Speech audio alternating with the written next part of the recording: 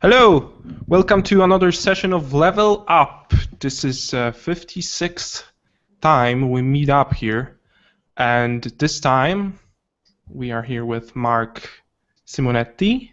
Hey, Marc. Hello. How are you doing? Awesome. Marc is a freelance illustrator and concept artist, creator of well-known art book called Coverama. We will talk a little bit about that soon.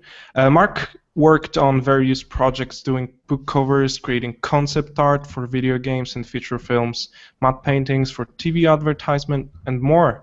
His clients include well-known brands like Activision, Sony, Wizards of the Coast, Radical Comics, EA, Wbisoft, Dark Horse Comics, Orbit, Fantasy Flight Games. God damn it, that's a nice lineup, Marc. Yep, awesome. We are really happy to have you here, man, today. It's me. I'm very honored to be there. Thank you very much. Darek is showing you Marc's portfolio right now. So if you want to check it out yourself, go to art.marcsimonetti.com and make sure to follow Marc on Facebook. And yeah, we are ready to start. I think we are going with a regular schedule today, which is first we are going through some previous art by Marc, if he dig up something, I'm not sure, we will see. And then we are jumping onto the demo. So we are going to focus a little bit more on a demo this week, right? More of that, I guess. Absolutely, yeah. Okay, I just have not that old illustration, but it's this one. Okay, this is my very first cover art, in fact. There you go. Okay, go on. This is my first cover art because you know I wasn't an art student or anything. I was an engineer before. Okay. So I started learning illustration on the internet, on forums, and so basically I learned everything from coloring line art, and this is my very first cover art. This is the only old pieces that I have because each time I get better, I try to remove all the old pieces. So that's why is that? This one has something like 10 years. This is 10 years old, in fact.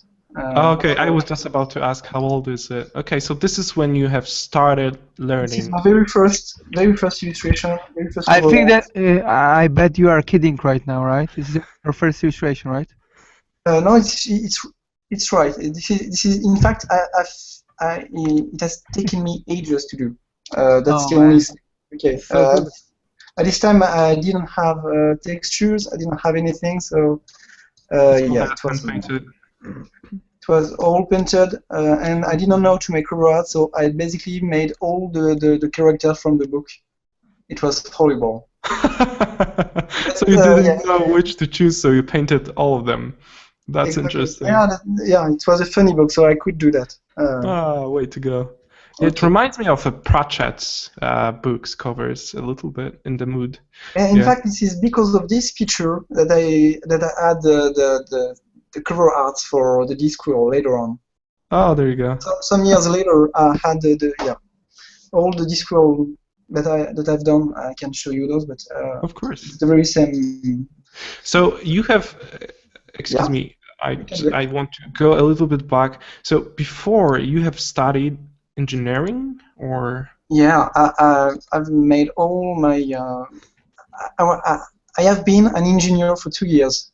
Okay, so you were working professional as an engineer, right? That's it. I was making, the coating for the frying pans at T4. Okay. So I was just basically working in a factory and with all the chemical products.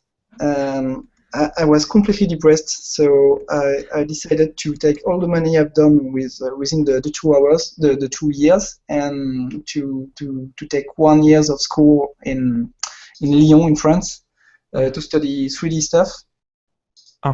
And with that money, I've paid the school, and I've learned for 1 year that.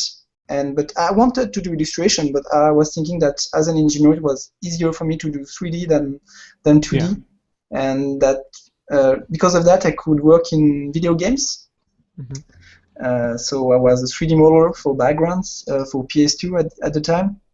And nice. then I was working every night, training myself on forum. Back then it was concept art, CG Talk, and in France it was Café Salé. So basically I learned everything there. And yeah, that's it. Awesome. Yeah, that's quite a story. So you basically quit because you just felt that wasn't the thing you wanted to do. Yeah, right? absolutely. It was completely depressing. It was horrible. Absolutely horrible.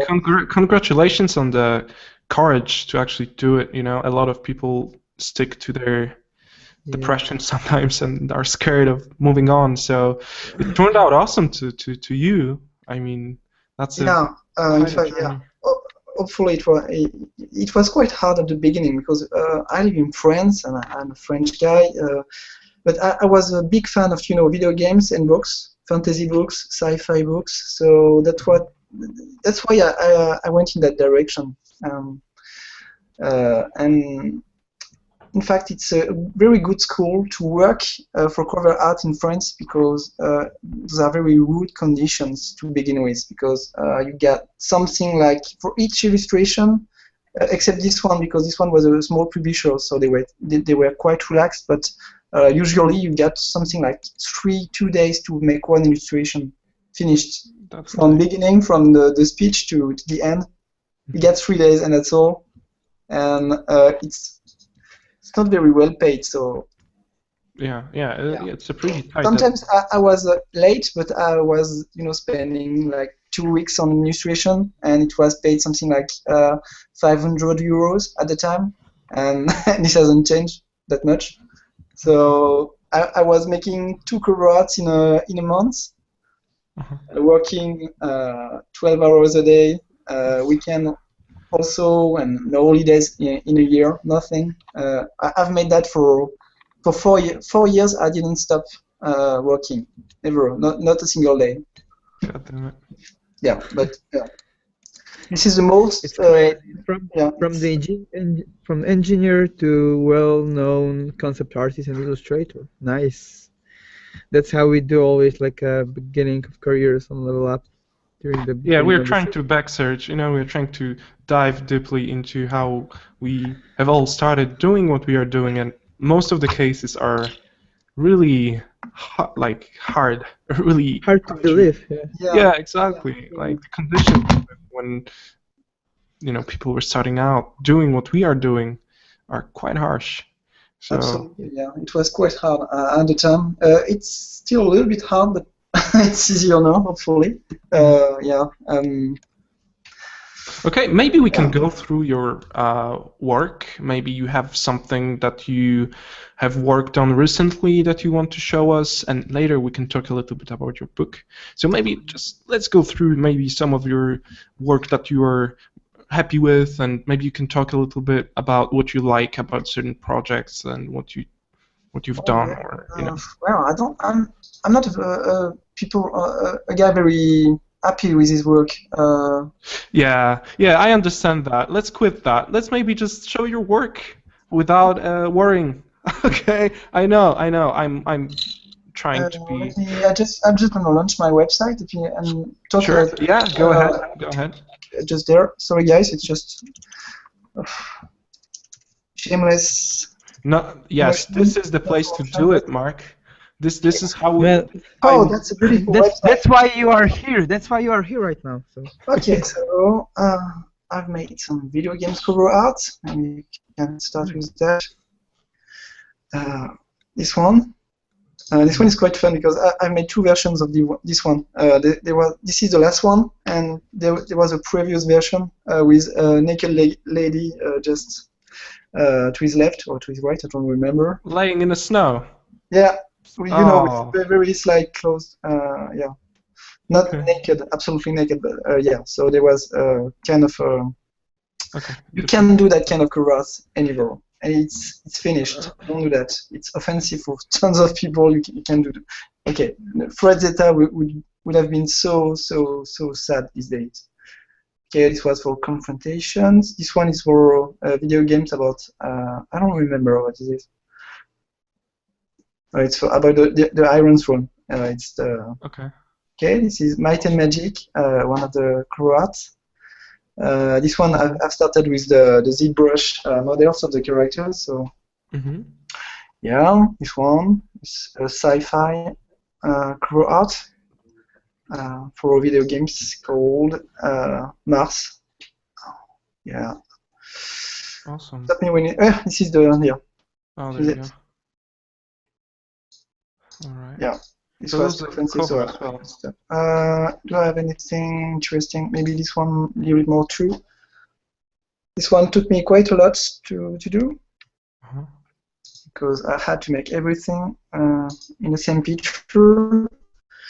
Oh, this one, quite happy to have worked on that one. It's a cover art. Oh yeah, the cover Star for Wars. Star Wars. Yeah. Yeah. So I had to do Luke Skywalker, and yeah. At first, I made some beheaded guy, you know, and some cut ends, but yeah. No, it's Disney. It's not exactly the same thing. So yeah, the movie has changed. Yeah, like I have seen the book in a print actually. So it turned out really awesome. I love how they implemented text and. Oh yeah, it's beautiful. Title. They do great work, and they are, you know, I don't know what it's called in English. That stuff in the pages to get you to the right page in your book. I don't know what it's called. And they made some lightsaber of that. Ah, okay, that's interesting. Okay, so they used the motif. Okay, that's nice. Yeah. This one is I don't know if you see the TV show, which is called True Detective. Yes, yeah.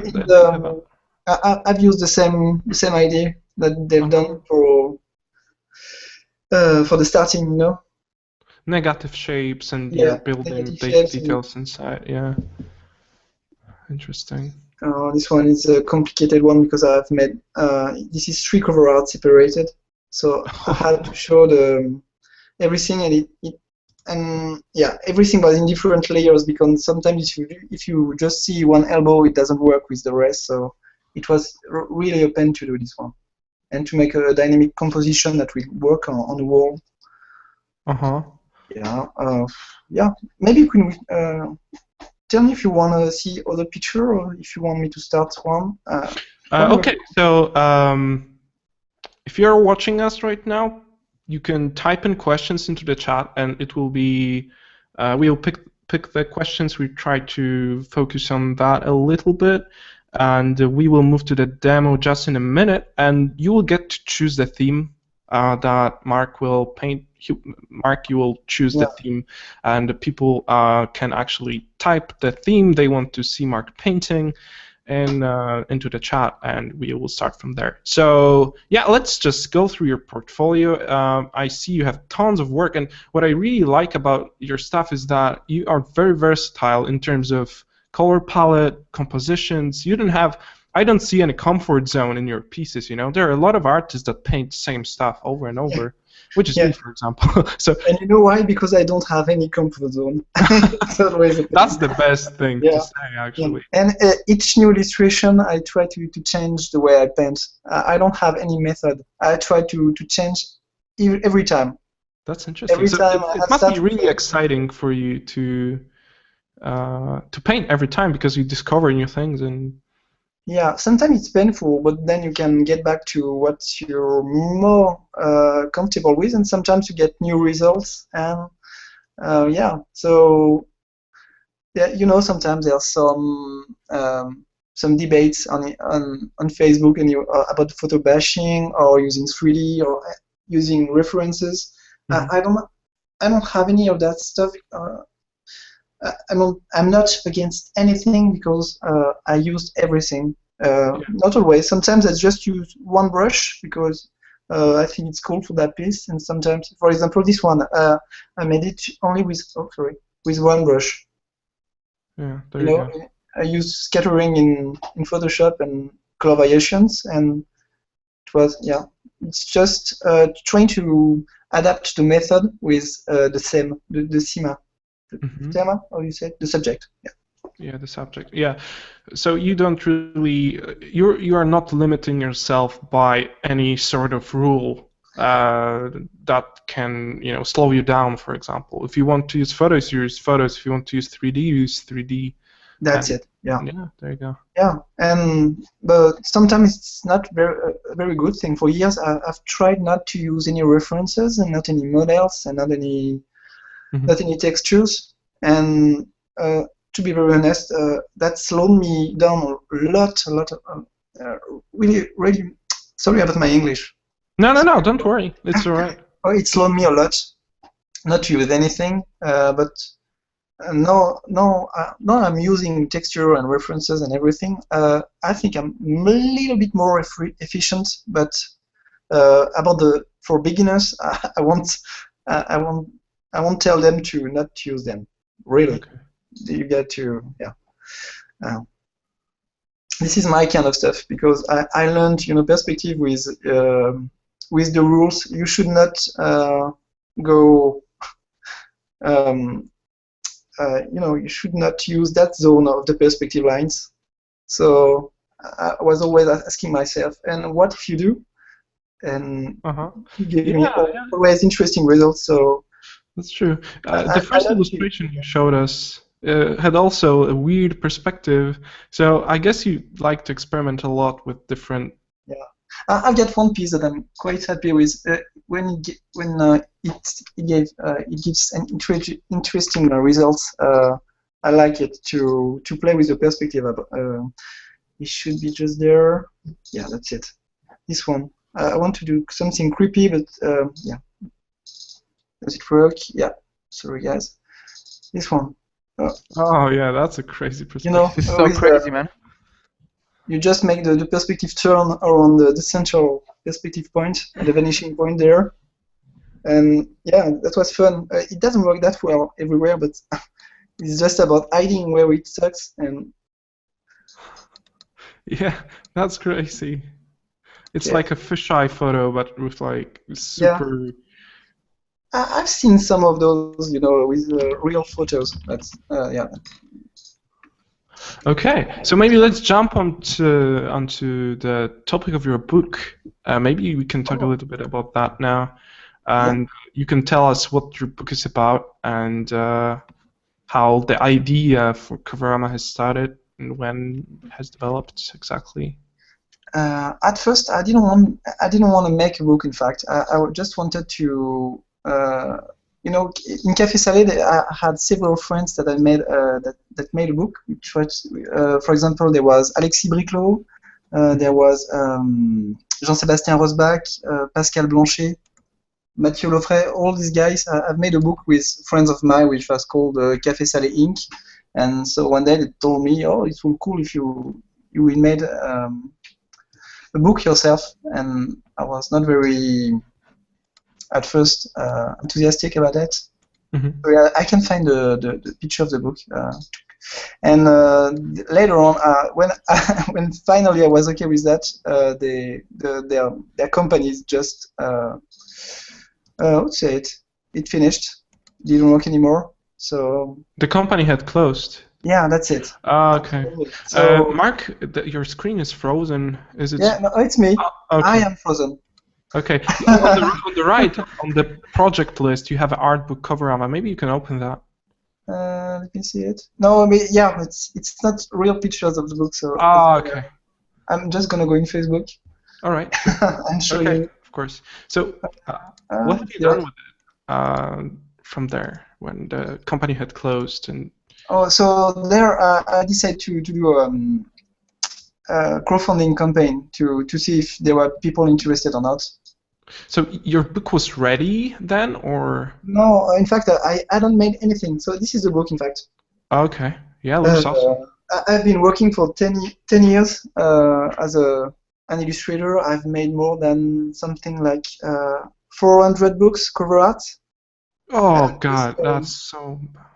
And not including concept art for video games, for movies, and for matte painting for TV, anything. So that I had quite a lot of pictures to show. Yeah. So the book is just about sharing mostly picture. I'm not talking that much because I'm not very I don't like to speak that much, so I show pictures and some making of, because I like to share my process. For people that know me a little bit, sometimes I go on Itsart to make some real cover art online. Those are the daily spends in the daily speed paintings group. Some personal illustration. This one, for example, is a cool illustration. It's a very old one, but I started with a photo of my kitchen back at the time. This is my frame. You can see some frying pans just there. Yeah, there were vegetables in that, and this is a real teapot. That's interesting. The process can vary. Really. Just to try, to use real perspective and to change the content and scale. Yeah. Yeah. Looks awesome. So yeah, that's it. I've made a crowdfunding campaign on Itsart. It worked very well because I made something like 300% more than planned. So I could launch the book, and right now I think it will soon be over. Yeah, I've almost sell everything, so it's cool. Okay, so if anybody watching Level Up now would like to buy it, where should we go? You can just go on Itsart, the website. All right, okay, let me post it. I mean, the book looks awesome. Oh, I can post the link. Yeah, Darek, yeah, do it. So if you're watching us right now and you're interested in buying Marc's book, which looks awesome, go to our event page and you will find a link there to itsarts.com. It's Art Mag, I think. Thank you very much. And there will be also Marc Molnar there. Excuse me again? Okay. Yeah. All right. So, yeah, I mean, the volume of work you've done is just extraordinary. I mean, yeah, and the book was super thick.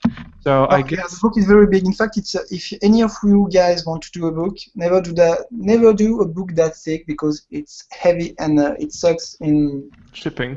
In the shipping. That was the biggest mistake I've ever made because it's almost 2 kilograms. Oh god, that's big. And and that's exactly. Oh, my Photoshop doesn't work anymore. 10 years of work, I guess. Sorry? It's 10 years of your work, right? Yeah, that's it. Yeah, and I've left the picture too ugly to. Okay, so my Photoshop just died today. You people.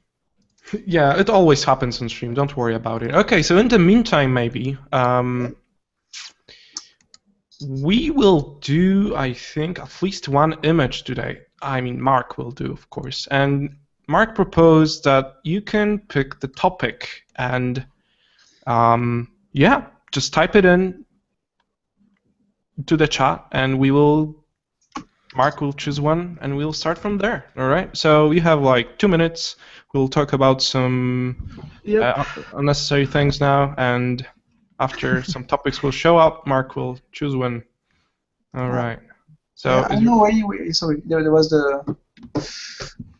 my Windows was saving itself. Oh, okay. This is the best software ever. Windows 8, no 7. It's just horrible. Okay, so your Photoshop is working? No.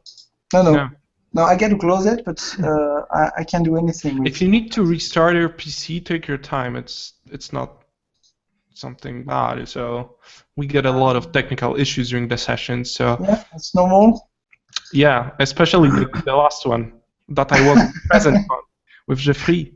That was dark. I have no idea what happened then, but everything was so fucked up at the beginning. It was so crazy. Oh man, just please.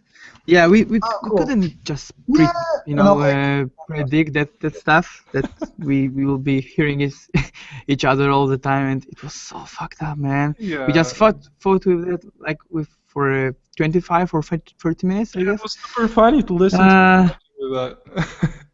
Yeah, but we made the decision a little bit longer, and yeah, we just made a decision a little bit longer. Yeah, man. It's alright. I think that Geoffrey Okay. Did a good job on it. The So. Sunday session. That's okay. Yeah, exactly. Okay. Well, anyway, Yep. my computer is dead, so I'm gonna just paint my end. There. Frozen. Okay. Okay. It was super fast. Wait. Oh, here it joined. Mark, can you hear us? Hello. Nope. Okay, so guys, give us some time. We have some technical issues right now. In the meantime, I will try to talk a little bit about the idea we had with Jonas and Darek about creating playlists, because we have so many videos right now. It's like 56, I guess, including this week's session. And we would like to introduce basically YouTube playlists that will organize the videos we have into subject matters, which is, for example, environment design sessions, or character design sessions, or 3D sessions, or bro sessions, or sloppy Polish vodka sessions.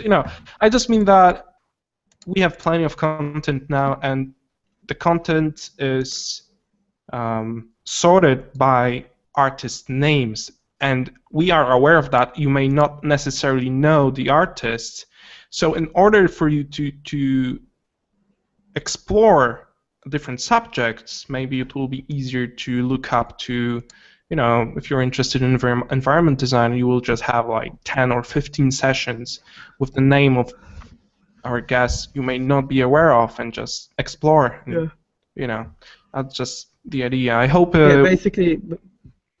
Yeah, go ahead. Basically, basically want to sort it out somehow to just have like a quite distinct division of what the people of what our guests do, because we have like a character artist, we have like 3D artist or environment artist, and just to not keep everything in one place, we want to make your life a little bit easier, and I think it will be quite nice looking as well.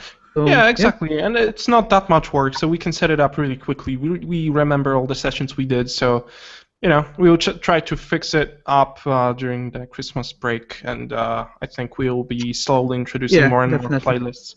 Yeah, and Jonas is not with us here today, and he says sorry. Yeah, I guess he will be back next week.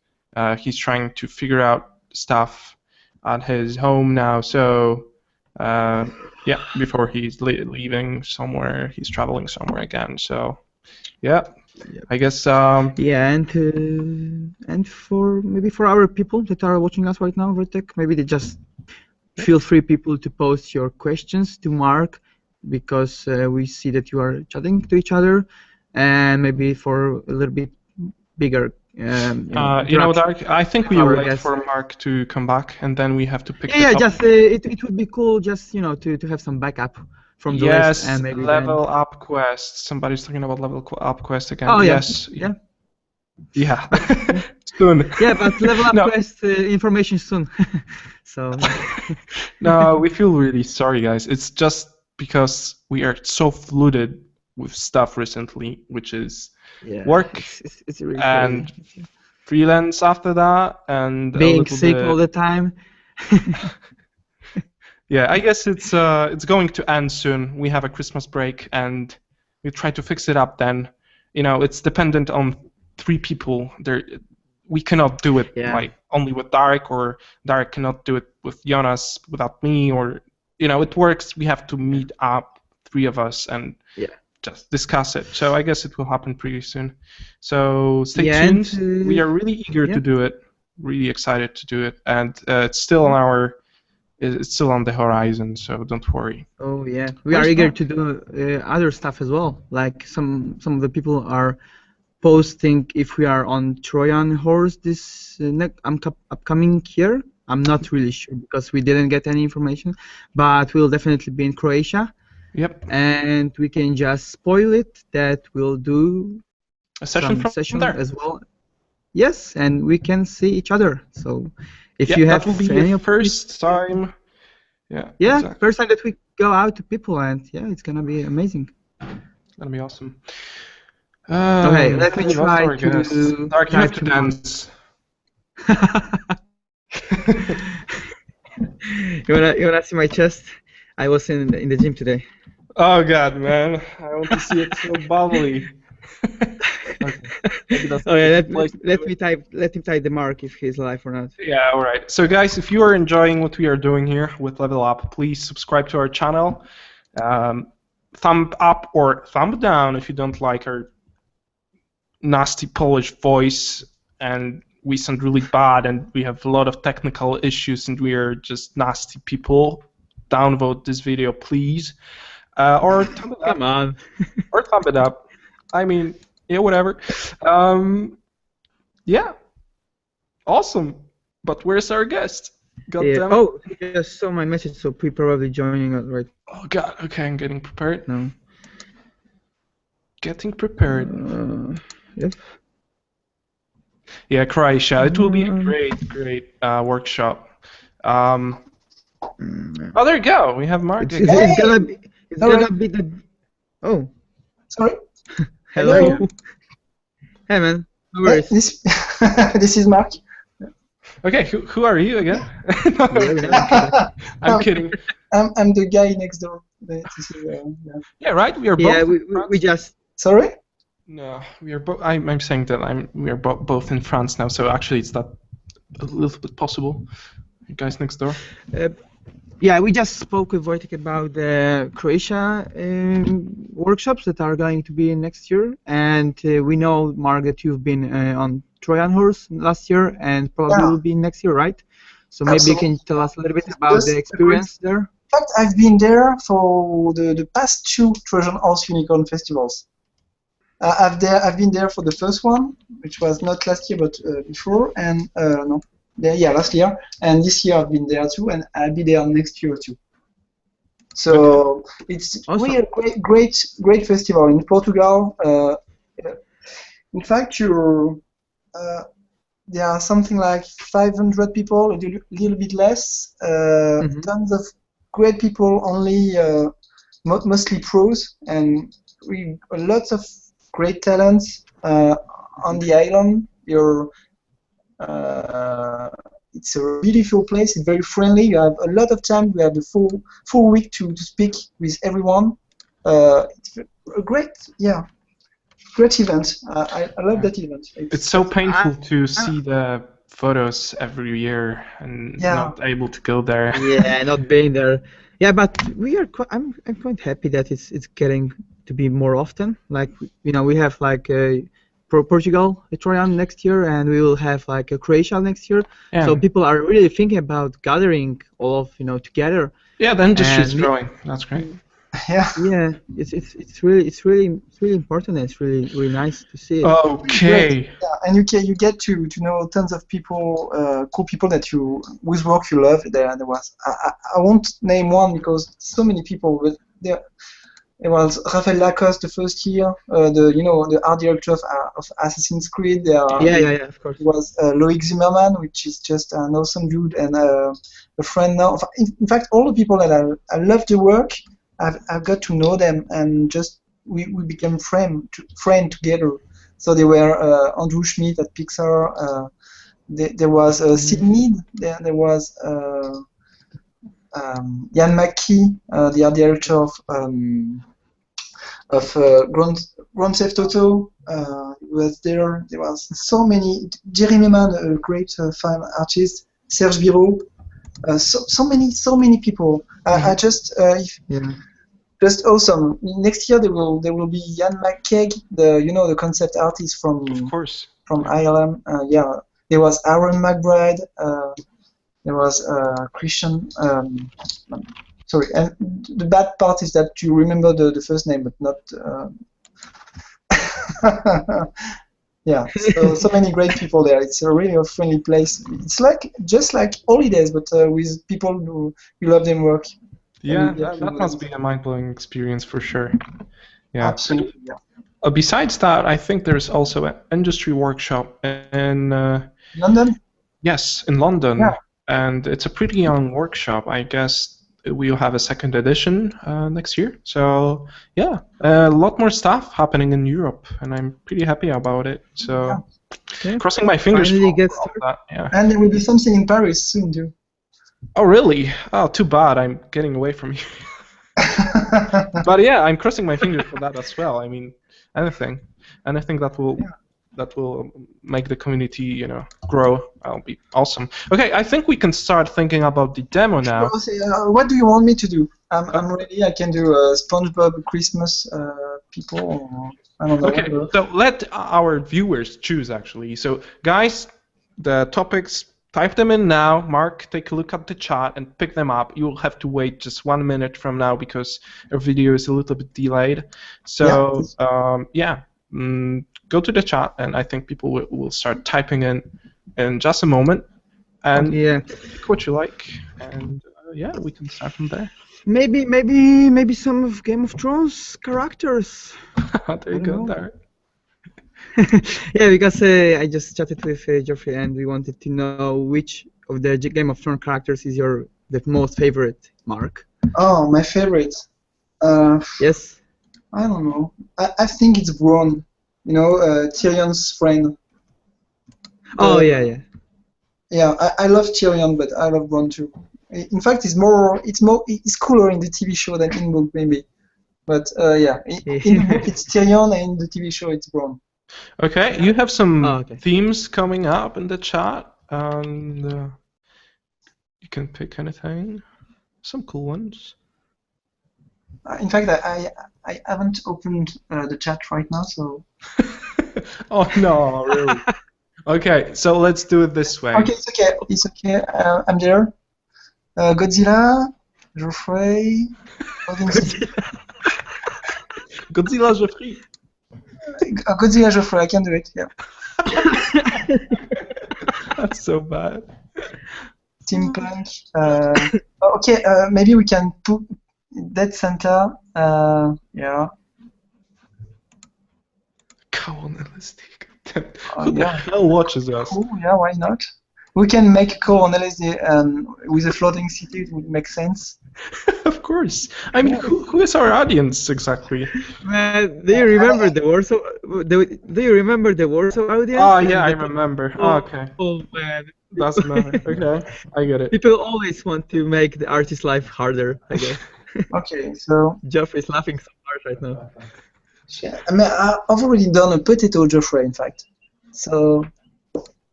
Just pick whatever you want. Pick whatever you want. Yeah. Troll wire. It can be Bronn as well. Oh yeah. Okay. We're gonna go for the first one with the core on LSD with a floating city, and it will be a fantasy city because. Okay. Go on. That's awesome. Okay, it's gonna be.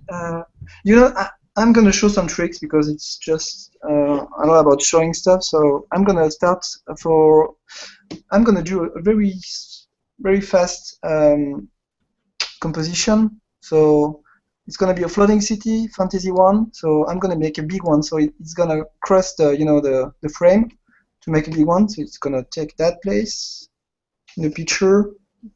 So that is big. Yeah. I'm gonna make the code just. We're gonna make several cities because if not, it will be boring. Yeah, like that.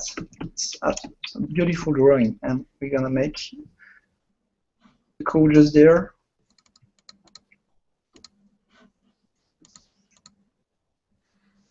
Okay, so first you're trying to establish your main masses.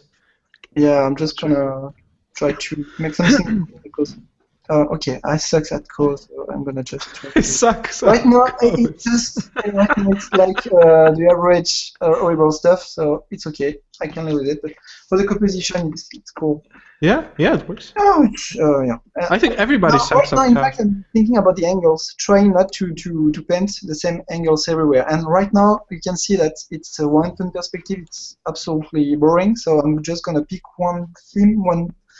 It would be cool to see it from behind, so I'm gonna do it. Let me see, or like it, from behind be better, and so the code will be seen from above, from behind too. So it's gonna be there like that too. Okay, just there. It's horrible. I think. Oh man, come on. It's just sketching. And yeah, okay. And that way it will be more interesting, I think. Just for the composition. Okay, we got it. And if it's fantasy, so it's gotta be. Right now, I don't like it at all. It's just I'm gonna make it smaller. It's just about trying to find a what. Okay, so this was a beautiful drawing of my selection. Just yeah, and I'm gonna put some place to put, because right now I've got this point of interest and I like to put another one, so I'm gonna make a hole in the floating city there to put some sun there. So it's gonna be, you know, yeah, it's gonna be a second one, and maybe some other stuff. Yeah, okay. So now it's done. I'm gonna create a new layer. I'm gonna go into filter, vanishing point, and use that like that. Just drawing my perspective. Just modifying. Should be blue. Okay, cool. No, not cool. Okay, so it's a vanishing point plugin, right? So it makes. Oh, it's you know, it's yeah, in Photoshop the last ones. What? CC? Yeah, in the CC. It's no, I think it's in the sixth one. No, the previous one. I don't remember the numbers. But right now it's a CC. CS6. And I love that plugin. In fact. Yeah, it makes you draw. It makes you draw on the grids you create, right? So it's really interesting. It makes you you're able to lay textures on top of that. Right now I'm using almost like a 3D modeler, just to create some planes to see where it's going. So yeah, I get it. So I'm just gonna do render grids to Photoshop. And now I have my perspective grids on it. So multiply mode. Okay.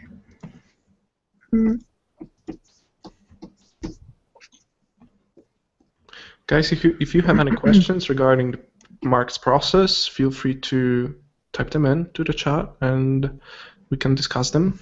And now I have the choice between starting in white and blacks or in colors directly.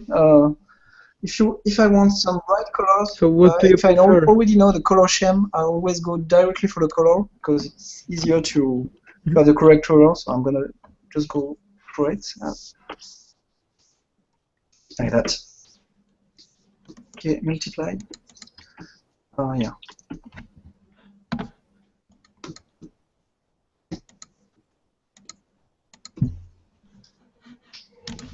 I'm not a very fast guy, huh? So.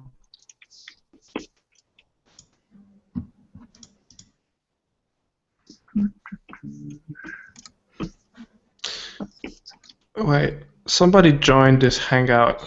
So maybe Darek. No, it's just Geoffrey was coughing. No. Wait. Oh. Listen to me. Somebody joined this hangout, and I have no idea who the hell is that. Okay. Oh, me too, man. Okay.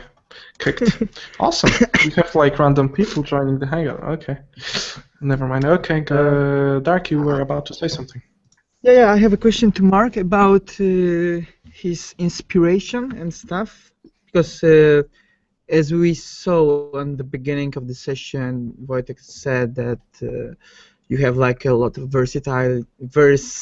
I don't know how to say it, in colors and light and composition and stuff. So can you tell us a little bit more about your visual library? How are you reaching to your references, or maybe you can do them on your own? Yeah, most of my inspiration comes from books. This is my very first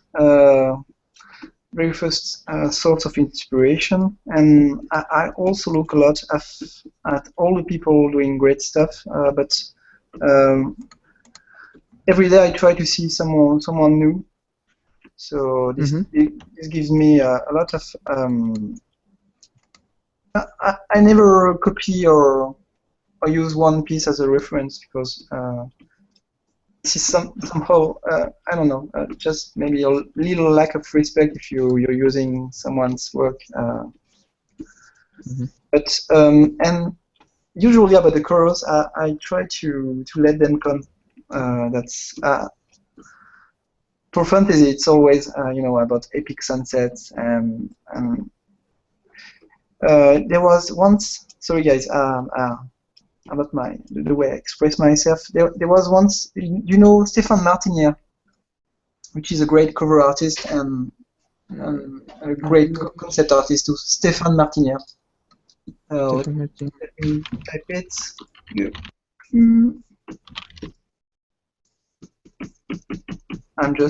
This is it, Stéphane Martinière. Oh, alright. This one. Must watch. Yeah. And once he was making, some concept art for a theme park for Disney, and he was saying that all was all about a kind of visual vocabulary. So if you're doing fantasy, you get to have the good words and the words at the kind of buildings, the kind of colors, the kind of materials. So for each new project, I try to gather some reference and to see what is the visual reference, because that's something we all share. Regarding sci-fi, we all have the Aliens references in our head. Regarding fantasy, we have the Lord of the Rings, we have Willow, we have all the movies, we have also the books. And once you have that vocabulary, that's all the elements, then you can paint whatever you want, because you know what it's made of. So you get the composition on one point, and you can use the composition for all the subjects that you want, all the kind of subject, and then you get the theme itself, and then you adapt the way you use your composition with your theme. In fact, I'm not sure if I'm clear or not.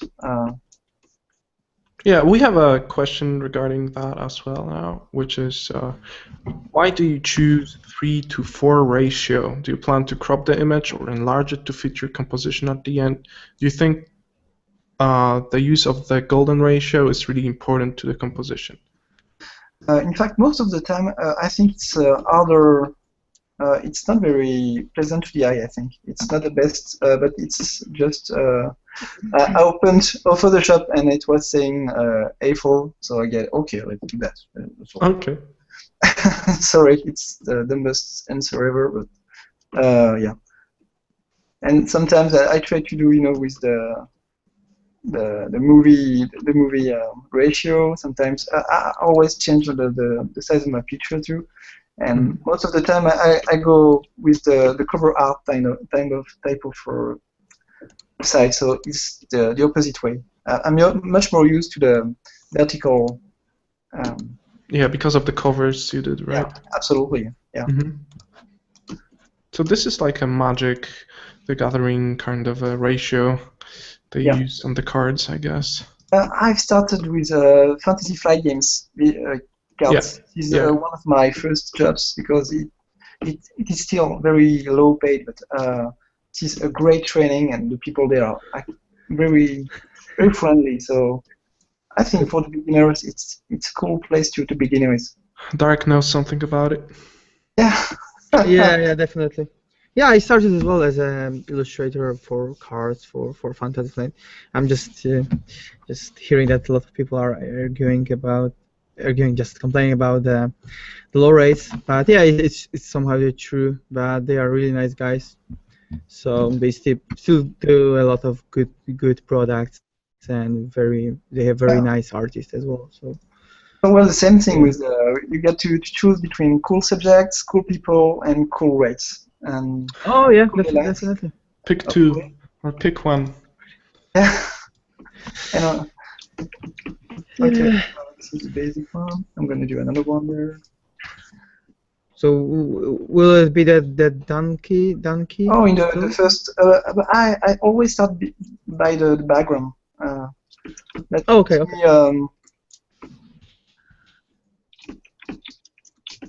just yeah. And then the yeah. I should stop speaking and just write. It would be better for everyone. It's up to you if you feel that you. No. It was just a joke. I won't do that. Oh, okay. Okay, now I'm gonna just do the code because it's gonna be a code anyway. Someone is asking, do you think that copying Mac design drawings and create your designs would help me improving them, as so happens in landscapes? What do you think, guys, about it? Oh, I would say, yeah. In fact, the composition for a character and for an environment, for me at least, is kind of the same. Get to think about the same rules and same elements, some language. I'm very interested in the meaning of the shapes. For example, a square is a boring stuff. A round shape is something friendly and something that you're gonna love. So you get to use it in. You can use it in the composition for your landscape, and you can use it in the elements of your character for your character design. So I don't know about you guys or you. Yeah, I think it's more about just being inspired and keeping it as a reference, or like more like making like inspiration, basically, not just copying it. Just getting and trying to understand what was the intention of the artist in terms of shape language, or the design itself, and then try to incorporate in your own concepts. Then it really works and it really helps you improving, I guess. Yeah, absolutely. Mindless copying is more like you can copy like masters, from their studies and so on, and try to analyze them and understand. But the way you can incorporate the knowledge you can get from observing them and trying to do on your own pictures, on your own concept designs, it's much better, I guess. Exactly. The very practical way of studying is something that my friend showed me, Matthias Zamensky. He's studying so hard every day, and I'm always inspired by the amount of work he's putting out there. And he was noticing that I always do studies, but I never apply them, and he was very right about it. And what he's doing, actually, he's for example, he found some kind of a picture he liked on the web, right? And he feels like, okay, it's kind of nice. For example, a landscape, let's say. It's really nice, I like it, and I'm not sure why, but I like it. So I will copy it for an hour and a half first. Okay, so he does an exact copy of this. Then he closes it, he gets rid of the picture, he doesn't even look at it anymore. And then he's doing his own piece an hour and a half using the information he got from the study. And you have no idea how much you can actually remember from doing that kind of a study. You can actually recreate the same light condition, texture, with your own shapes, with your own composition, and it's a really cool and practical exercise to do. And I have to do it more as well, because it's just you can learn so much in such a quick time. Yeah. Excuse me, Mark, are you painting a cow right now? Awesome. Nice. yeah.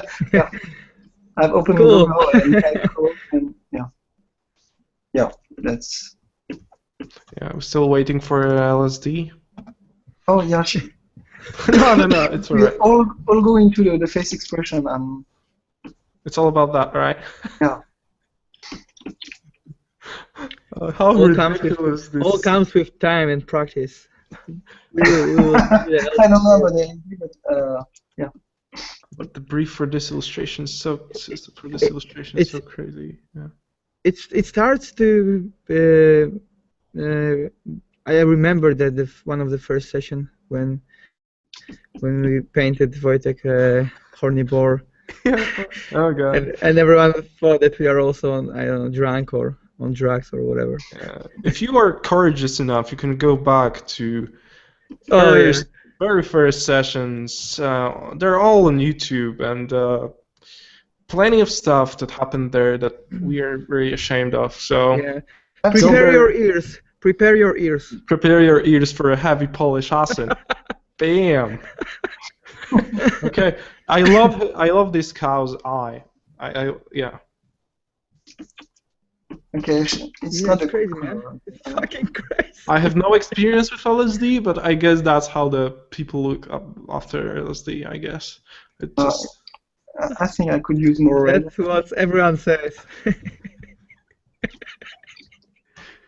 I love this. You know that this is come from one point in my beginnings. I was just stuck. I couldn't paint anymore. I was. I didn't know how to do it. I was just making shit. So a good friend of mine, who helped me a lot, which is he's called Parth Nicolas Bouvier, and he helped me a lot. He's such a kind guy, and he told me when you're stuck, just try to have fun. And right now, each new painting, I'm trying to find why would I have fun on a piece, and that way I'm just it's more me. Each new illustration is more like me right now. That way, just trying to I can have fun just painting a cow on LSD, and if she looks really stoned, it would be cool. So yeah, that's the kind of thing that. And it works also with all the pro stuff too.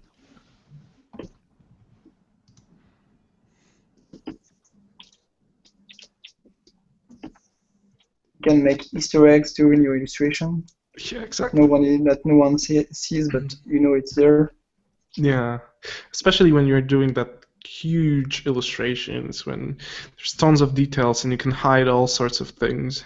Yeah, I can show you one. So that was really fun to do.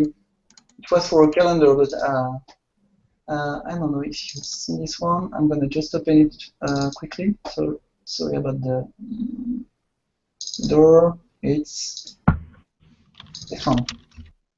Yeah, this one. Mm-hmm. And there you can see a SpongeBob just there. This is a Cthulhu. Just above, this is the I don't know, it's called Albert. In French, it's Albert, the star, the sea star. I've made Teenage Mutant Ninja Turtles there. There is Hellboy. There is Batman. Such a trip. There. He was just about having fun with. Oh God. That's a humongous painting. And it doesn't look that funny, in fact, at the end. But yeah, I know it's there, so that makes me laugh each time. So people think I'm a weirdo. But yeah. Back to our cow. Yeah. So that's our first focal point. Yeah. I'm sorry, it's gonna be. I shouldn't do that kind of stuff just after there was Feng Soudest and James Peck and all these awesome guys. And Geoff, who was there too. Geoffrey. Geoffroy. Geoffrey? Geoffrey? Geoffrey? You don't know him? Maybe. He hates me saying Geoffroy. So. Geoffroy. Yeah. So I need to be careful right now. Yeah, be careful. So what are you thinking when you're kind of first you had a silhouette, right? And then you started filling it in. So how do you think about the color and light when you're introducing shape and form and already established scene? Yeah, I'm always thinking about what is lightening the parts of the object, where the light come from, because So basically, I'm thinking about a sphere that, for example, this is my scene just there. I've got the co there. I've got the flying city there and other part there. So we are just there.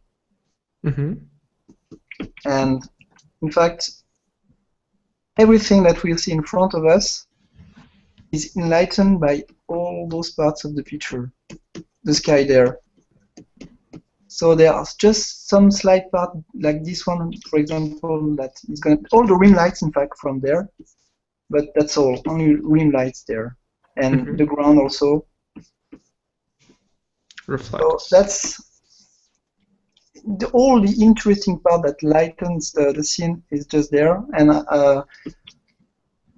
so right now I'm just thinking, let's make a sphere, for example.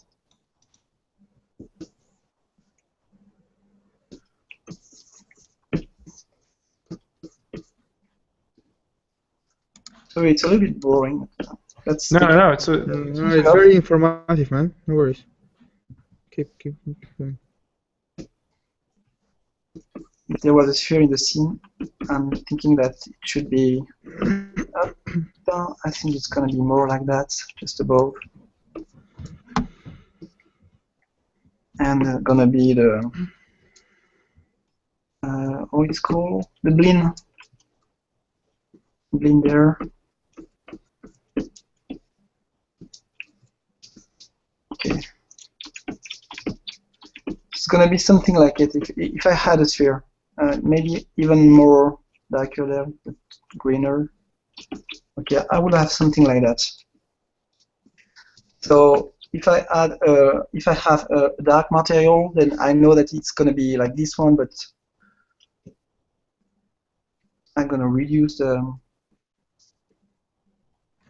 gamma. So for example, for the fur, I would go that way for above, and if I have some white, just like that, there on the co, I could do something like that, and it will be okay. That's interesting. So you can actually build like colored spheres that are becoming a reference to certain value ranges that you paint, for example. Exactly. Yeah. You can render different material. Yeah. Okay. I try to render in my mind and to check that after all, just as a training exercise. Just each new illustration is a good way to exercise yourself. We have a request. Yeah? Request from our audience. They want the cow's tongue to kind of hang. Sure. Yeah, right. Yeah. Maybe easy. Whatever you want. It already looks awesome, man. So you use what's that? Custom shapes, right? Yeah, this was a custom shape. In fact, I'm not using texture anymore. I'm just using custom shapes. Why? Is it faster or it implements better? I don't have to look after them on internet or in my computer. It's there. So I'm using it in overlay mode. For example, I'm just gonna take this zone there. Okay, I've got it. And there's a new layer. I'll be doing the tongue just later on. Of course. Hope our audience won't kill us. I'm sorry, guys. I know I'm gonna disappoint everyone there. No, you have to stop apologizing. Just stop. It's awesome, man. Yeah. You know, I've got a lot of different custom shapes, but most of them are the very same. And I'll use it in overlay mode, just there. And then you're gonna just add something very sharp that looks like photo, in fact. For example, there. If I just reduce it slightly.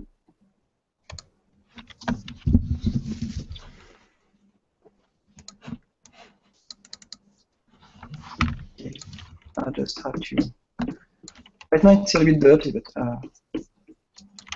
if you don't want to do dirty stuff, you get to use the lasso tool and.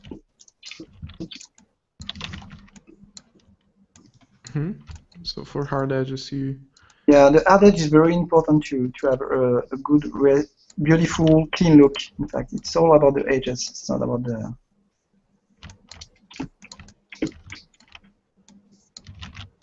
Okay, now the tongue.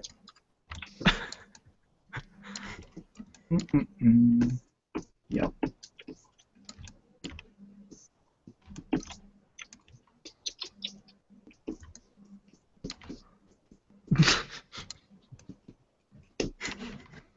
It's awesome. No, it's not. Okay. So there's that light coming just there. And there are some subsurface scattering going on with the. So we get even the material. Yeah, I'm just gonna use it in overlay mode that way. Maybe so you get the warmness there. And in the ear too. There I can use some color dodge, I think. Yeah.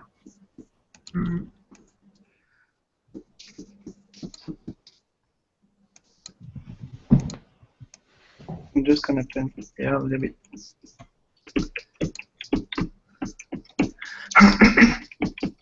You can make a tattoo just there to be cool.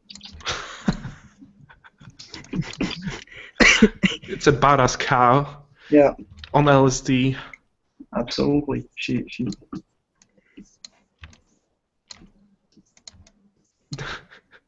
And I love Justin Bieber. That's the cool. That gets better and better. I'm wondering what's the story of this cow. Like, how the hell that poor cow got there? It's a trip, or from the LSD, or it's just. She's the new character of Game of Thrones. Oh, there you go. Yeah. See, like, I haven't seen Game of Thrones, and I. No. Oh man, please don't start over again. Okay. So I have no idea if you have like flying castles there. You're one of the minority that doesn't understand this series. I'm gonna cheat just a little bit there.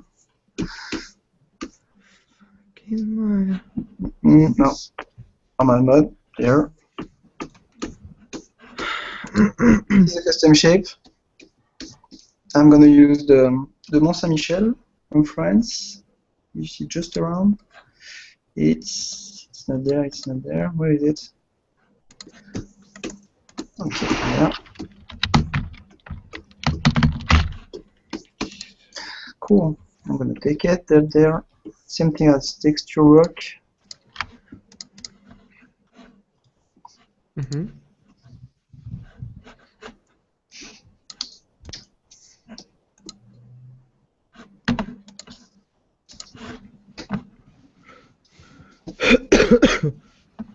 And now I can paint the more important part of the illustration, because I don't think the code will make it very.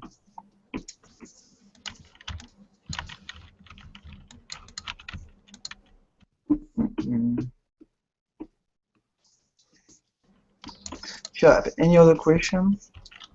Okay, so maybe let's talk about painting architecture in a very distorted perspective like you have now. Like, it's a 3-point perspective, right? Yeah. So how do you approach it? How do you simplify the workflow in order to manage this very complex situation? Usually, I'm not using the vanishing point perspective in Photoshop to do that. I've got the very right now it's quite usual to do it, but I'm using the vanishing point from Matt, which is a friend. Who's it? Oh, just there. No, didn't work. I don't know what's happening right now. Okay, it's okay. No, I'm just creating my perspective grids that way, but okay, this is gonna be this one. I'm just going to copy it, and I try always to keep in mind where is it? Where are the vanishing points, and just that, and then I create some everything is square or based on square, so I just have to imagine which line is corresponding to anything else. Yeah, that way it's okay.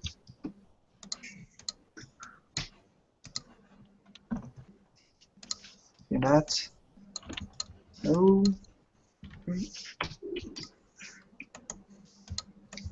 Yeah, usually I work more often that way.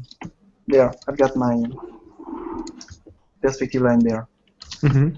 And when I'm doing vertical lines, I go for the vertical brush, etc., etc. If you see what I mean, it's very yeah, very simple. In fact, what I'm doing, I'm using only the basics. So you're thinking basically as a really basic cube form. Yeah, only cubes, only rounded shapes. And when I don't feel comfortable enough, then I just go for 3D to see if, how it goes in. But it's more more when there are too many rounded shapes in the illustration. Mm-hmm.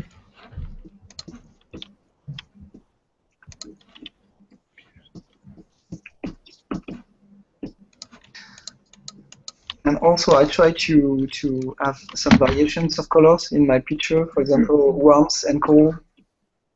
Yeah, I got some cold. There I got some warm. So I'm just gonna in my castle try to have this warm that goes up and that that alternates with cold values to make the whole picture interesting. I try to have this kind of. That's why I have those red clouds all around. That way I can just go, this is gonna be cold, and try to alternate always. That's why I have my rim light there. I don't know how much time I spent on this one. It's not finished at all, but just to know. I think you are 40 minutes. Oh, sorry, I'm very long. No, I get, man, you're really fast. We don't really get finished pictures from our guests in such a short period of time, so you're really fast with this. I'm gonna just try to go a little bit faster.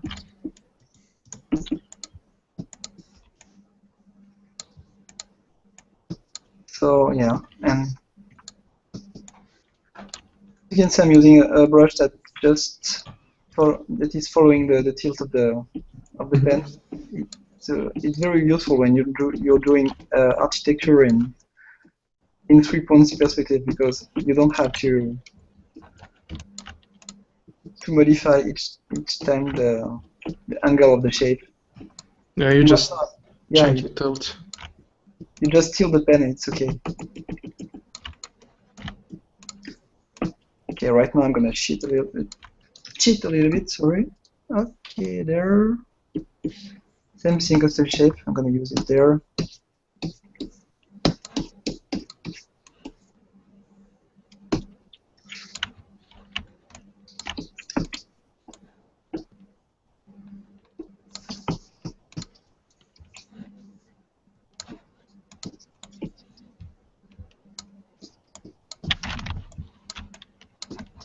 And I emphasize a little bit the perspective by doing some strong vertical lines there.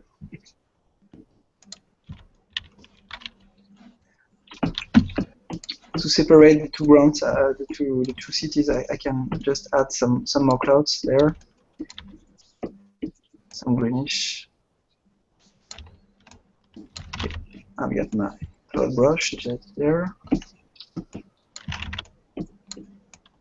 and separate also the cloud that go with it like that.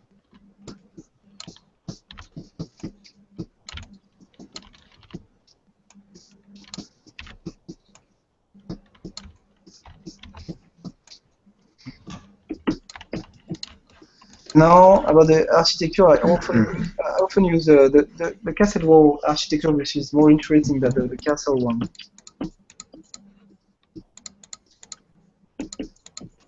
It's a very vertical architecture, and you can use it for anything, for sci-fi too, for.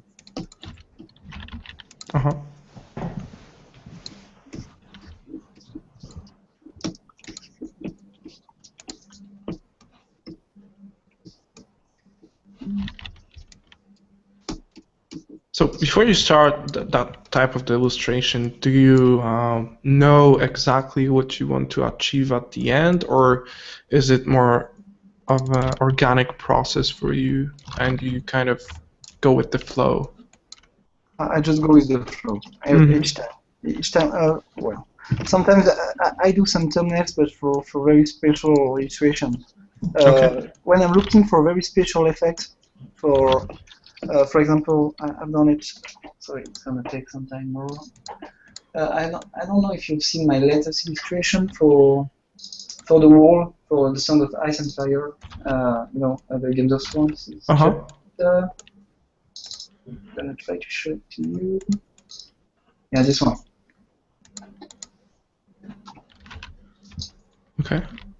For that kind, I wanted something very simple, but that would give me exactly what I wanted. See the character and see everything, and at the same time a view from above that could, emphasize the vertical. So for this one, I was just looking for the very correct angles that would give me that. Yeah. Yeah, that's true. It's very hard to get sometimes all this stuff, but here you managed to have a nice rhythmical composition. Yeah, it's the simpler it is, the harder it is to have it to work very well. But I think that the best illustrations are the simpler one. Yeah. Even if we like to do many details, but if the base is very good, then you don't have any problem to have good result at the end. Yeah, keeping the hierarchy is really important. So even though if you're not planning out your illustration, having the sort of rules that you can follow during the... Yeah, I try to follow. Yeah. Go ahead. Most of the time I'm trying to do dynamic illustration, so I try to avoid the vertical lines. Sparse told me that it was the boring lines. The horizontal, the vertical, and the 45 degrees. If you try to avoid that, then you get more dynamic illustrations. For example, there I have one. So in my final process, I try to get all the lines and subdivide them into different angles to have more dynamic shapes. And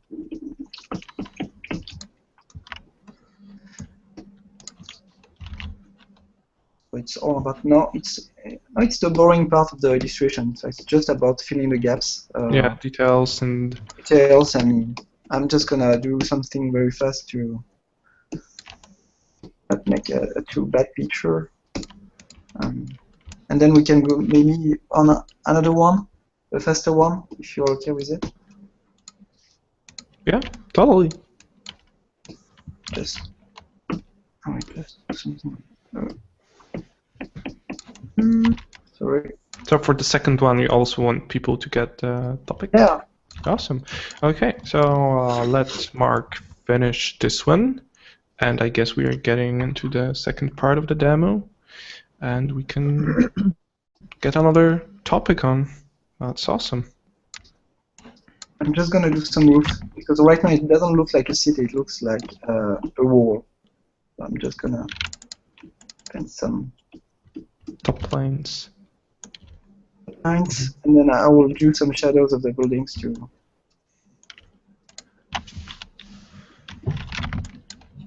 Make it better.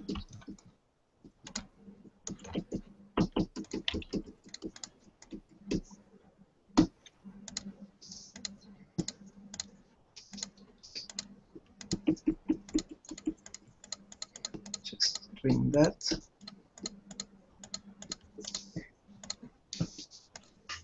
Darek? Yes? Is that you clicking? Everyone is sleeping. Oh yeah, I can. No. Is that you clicking all the time? Like.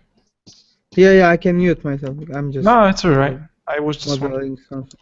No, it's okay, man.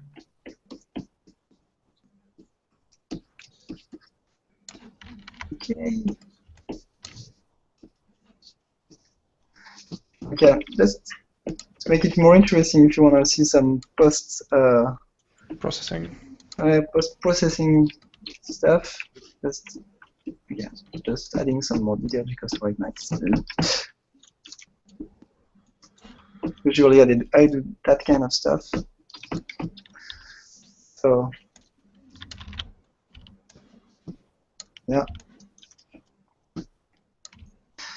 I got this. This is my main color, let's say. So I'm gonna go that way, just around this color there, and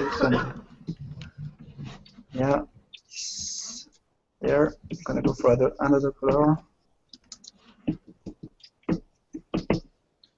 Just a little bit less saturation on that. Just doing, some colors that are next to each other, and then I go for the complementary color of this one. Of light, and it should be very, very, very saturated. Mm-hmm. And I'm using to lead the eye in the illustration. Right now it's quite ugly, but if I lower that down, it's gonna just add some color variation that makes the whole illustration more interesting. Yeah, nice. So we get some warms and cools and inside the illustration. inside the palette you did before, yeah. Gonna do that way.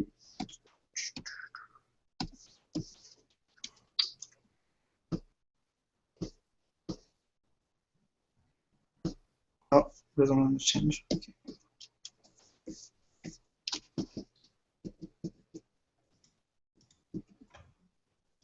Nice.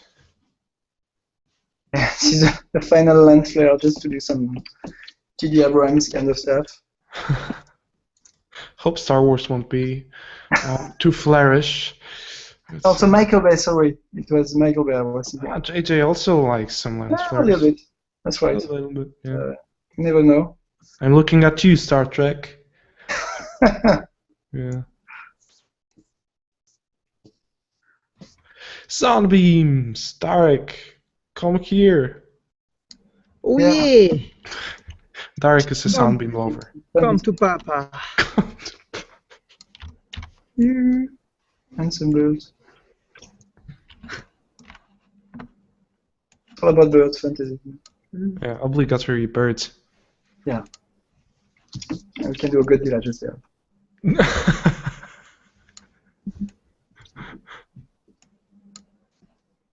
Oh, sorry. Just horrible idea. Sorry. Okay, another one? Yeah, looks awesome. No. That was fast, Mark. Okay, so guys, another topic, another subject. You can type it in now. Mark, take a look at the chat if you want. Okay, I'm gonna look at it. Jungle Mercenary, Desert Storm, Dancer Storm.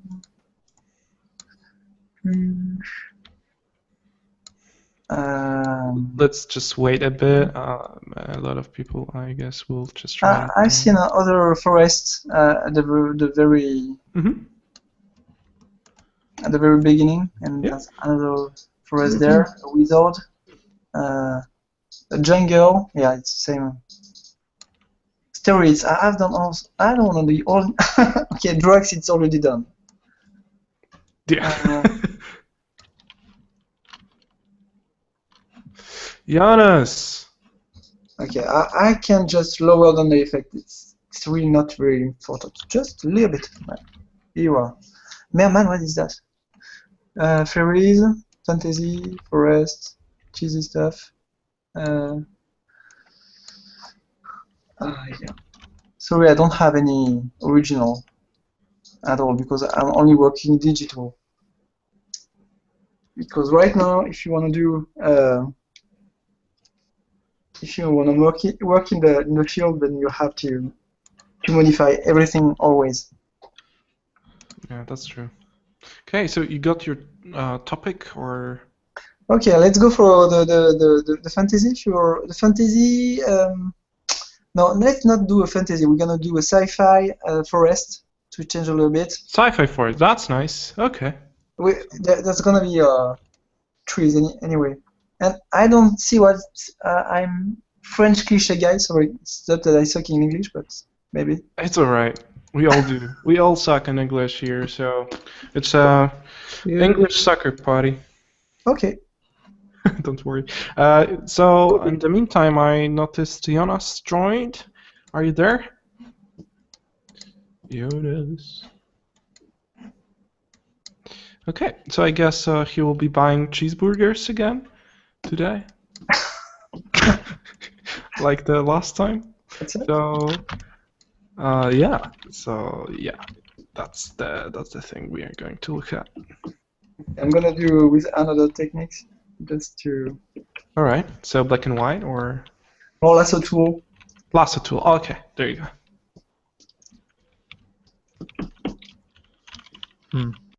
For the forest, is just the easiest way, I think, to make it fast.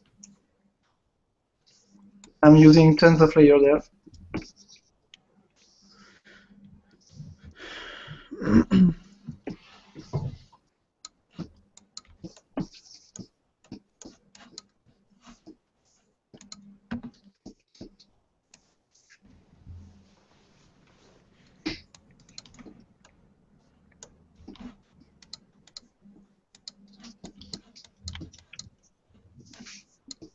So I'm just gonna this time I won't settle, make a composition first. Just trying to see what I can do like that.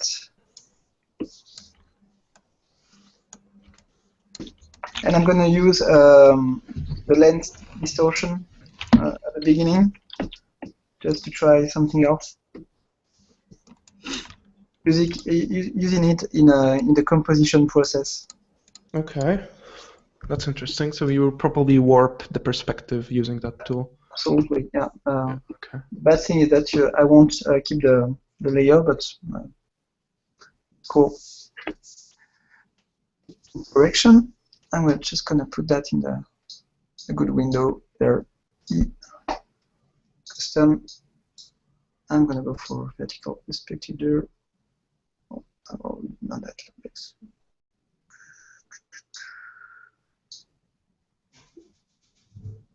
Strange stuff. I don't know what could I do, so. Yeah.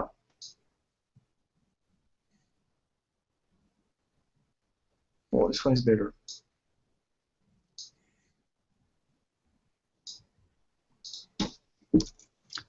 I'm going to change it that way.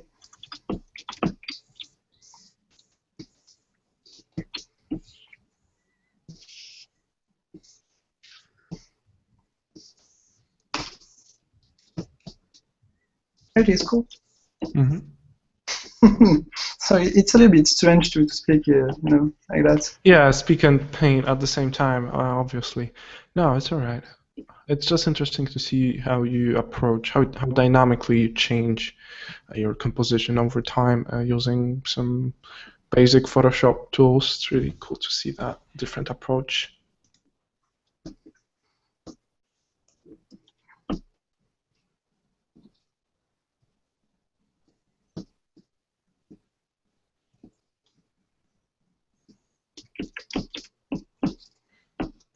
Yes, guys, Jonas is here, but he will not talk that much. So, yeah, that's it. He's super busy.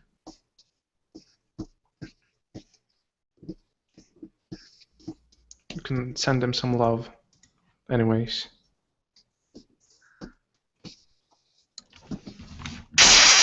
And I'm going to just do that was a kiss from Darek, I guess. Papa kiss.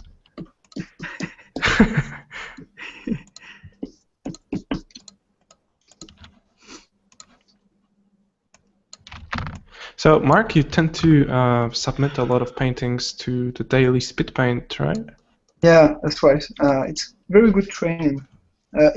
Usually, I submit all my paintings, so that's why it's not very good every time. So, but yeah, I often do it. It's a good training, and you can try many different techniques.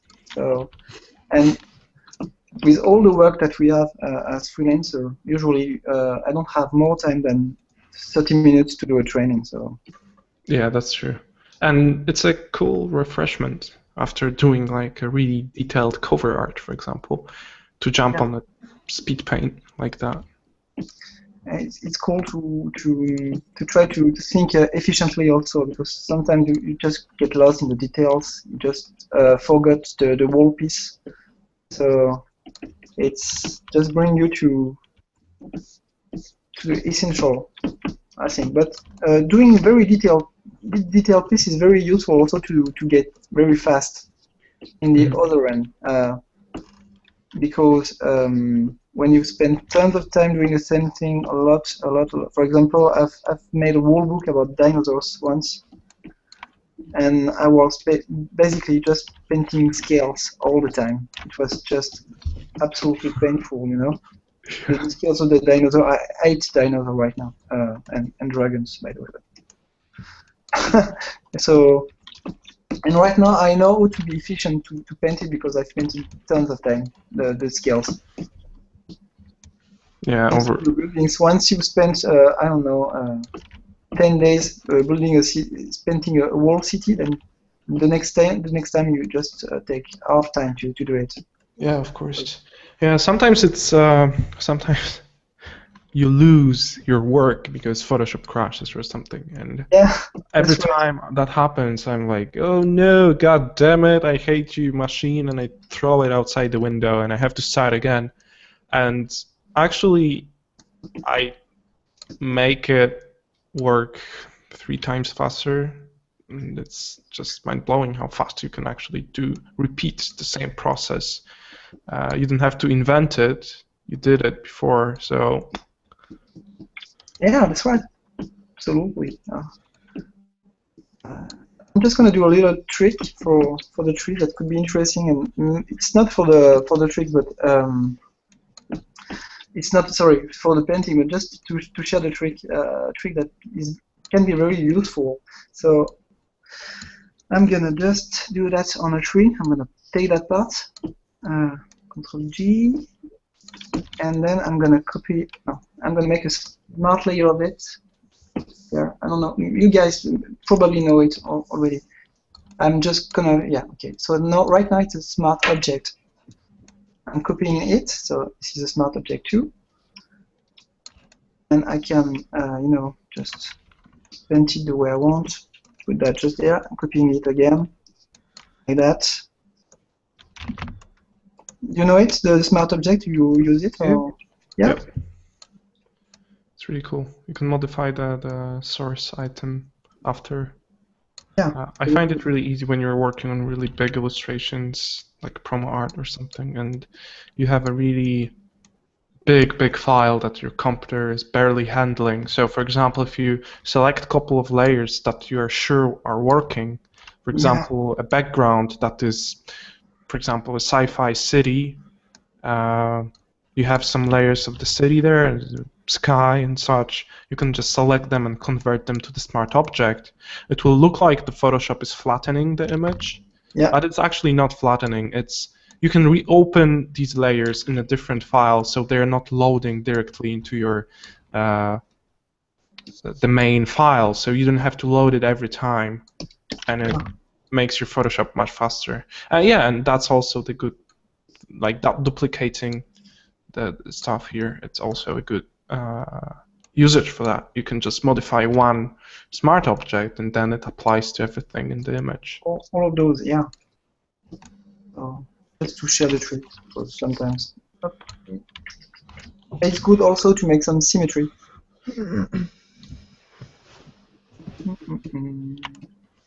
Okay, I'm gonna save it. Bam! All the trees are textured. All right now it's everywhere. So just.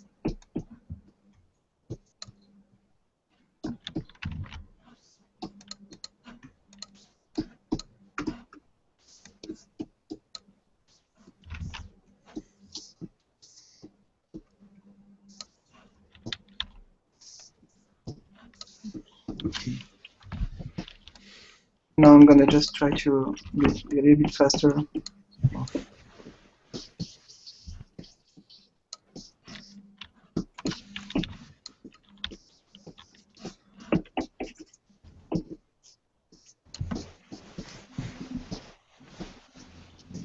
So when in white and blacks to add some colors, I go for the very same method that I've used just some minutes ago for the process painting.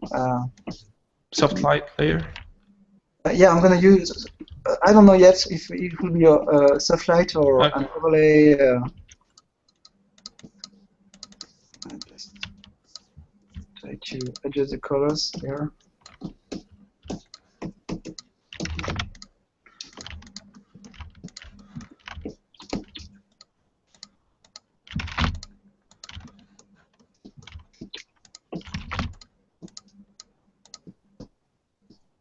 Dark, you're a clicker. Are you modeling? Yeah, yeah. That sounds like selecting vertices. Yes, exactly. Congrats. Just the edges right now. Alright, I will pick up some questions maybe. Yeah.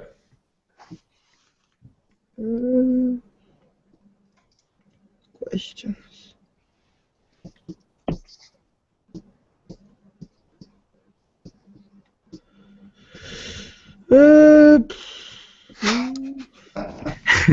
This is the most boring conference ever. Sorry. Yeah. Okay, and I'm gonna just add some color, so I'm gonna go for a sky gradient. This one would be cool. Looks like you have a lot of gradients saved up. So you have a wide library that you use and saved up over time. Yeah, it's a very old one. I think this one was one shared by David Levy some times ago. Are you listening to the music, Mark, while painting or working or wherever? Yeah, always. And podcast too. What kind of podcast you're listening to? I'm looking for. Always listening for Armonton. Okay. I don't know if you guys know it. It's No. pretty great. What is it about? I don't know if you know the TV show. It's called Community. Okay. And this is the writer of the. It's very funny, in fact. That's nothing about real. It's just he just speaks all over and fun guy. So I'm looking. Yeah, I'm just listening for him always. One new every week. So yeah. How is it called again? There's also Sidebar Nation. It's a podcast about art. It may be more interesting for. Okay. Yeah, and Armonton is very fun. Yeah, you can post the link to these podcasts maybe after the session. It would be cool. I'm also enjoying listening to podcasts while I work. So yeah, we can exchange the links. It's really fun to listen to those. As you were detailing out the piece, for example, you don't have to focus that much. Sure. Yeah, I'm really happy that we have something like podcasts, since it can really expand your knowledge without really moving out from the house or so. For example, the Collective podcast created by Ashtorp. It's really awesome. Yeah, I often listen to it. Yeah, it's really awesome. For example, Radiolab. Also, I love it. Yeah, every episode's so interesting. It's focusing on psychology, every possible subject, but in such an interesting way that you can really discover some inspiring stories in there. It's really cool. Okay, I love the purples, blues, magentas you picked here. for your accent colors. Where does this color comes from? Do you associate it with a sci-fi theme, or? In fact, it just I'm gonna just show it. This one there. I've done exactly the same stuff there. I'm going to the color wheel. Mm-hmm. This is my main tone. Then I go for two variations, just this color and this color. And if I want to add something that will pop up, I go just there and go the opposite side, and there it is. Really, really simple. Uh-huh. Okay. I'm a simple guy. I'm afraid. Yeah, it's simple. Yeah. It has some, yeah. It's always working. In fact, that's the main. Yeah, so you get a nice color contrast in there. I use something like that. No, I got. It's just about, for me, speed paint is just making a basic composition that I can just detail afterwards. That's the only thing that interests me in it. Mm-hmm.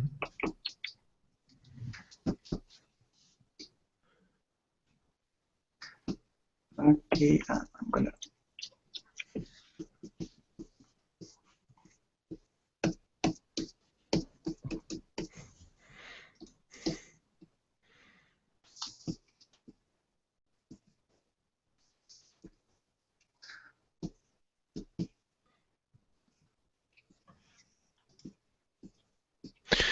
I was wondering if we can also put a calendar somehow. Calendar? Again? Sorry? A calendar? Sorry? You said, what did you say? You said we wanted to... Put a cow in there. A cow? You painted before?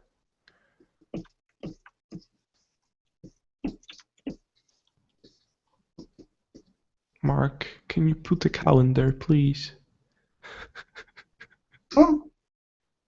Hello? Can you hear me? Yeah, I hear you, but I just don't understand what you want. No, I was just wondering, if you can put a cow in there. Ah, yeah, okay.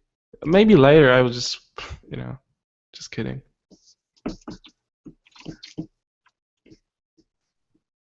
I'm just gonna separate a little bit the front layer.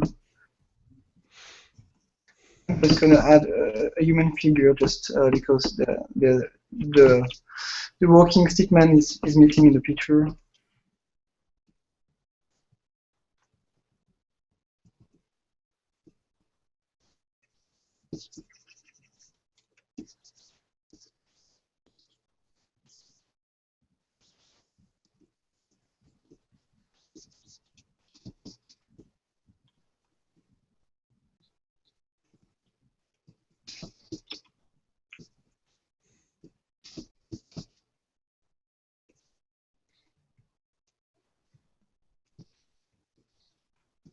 Space cow.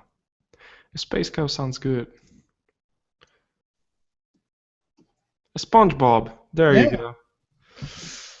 Nice. There it is.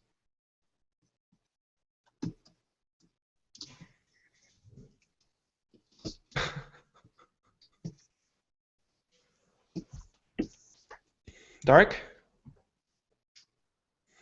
Darek. Everybody's sleeping, that's all. Awesome. Darek, I'm going to beat you up. Even if you're not hearing this now, you're going to be beaten up.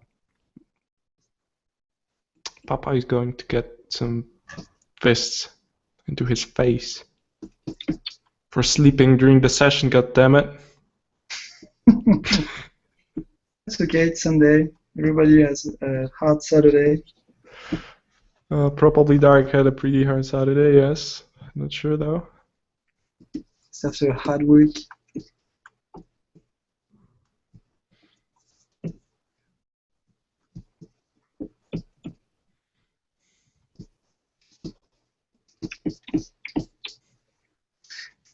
And now I'm just gonna add some.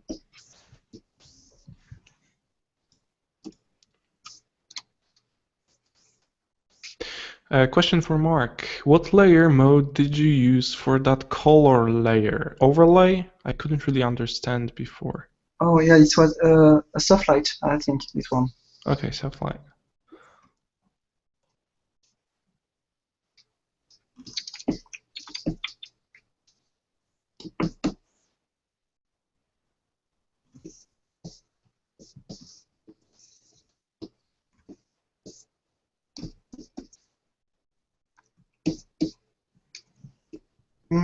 Sorry.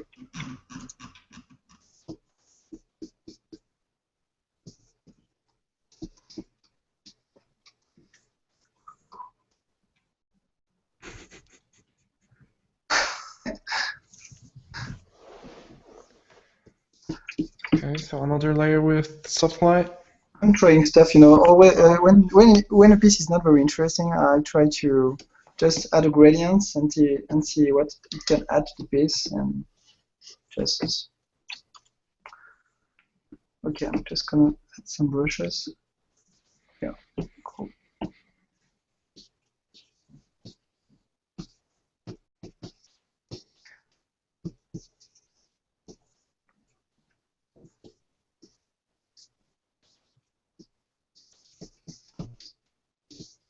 Yeah, I just have to, because the code is a little bit.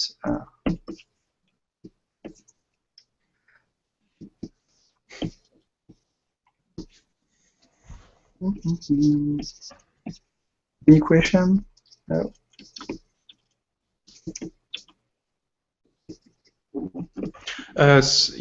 People are asking about your if you have an experience in traditional painting and drawing.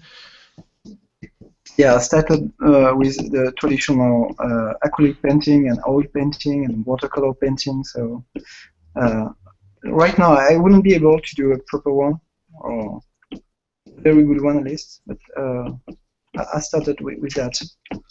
That's my first experience. Okay, so you started doing traditional pieces when you took up illustration, or that was back Oh, when? it was just a hobby back at the time. So. Oh, okay. So, okay. Good.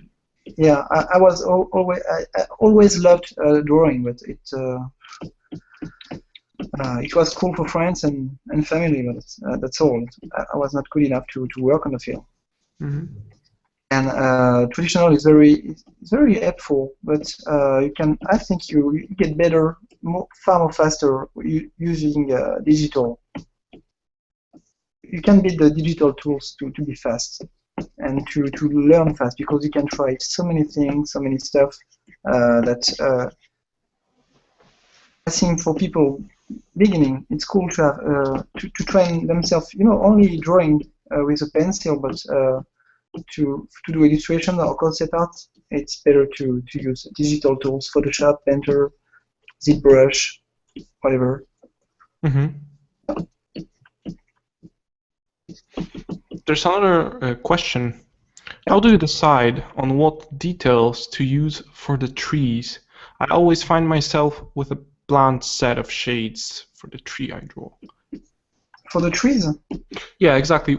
How do you know what kind of texture to use to shade it? You know, like, where does it come from? From studying trees, or I guess. Oh yeah. In fact, each time I go to have a walk outside, I look at the trees, and tons of different trees. There are some beautiful ones. My favorite probably are, you know, those that with the white stripes like that.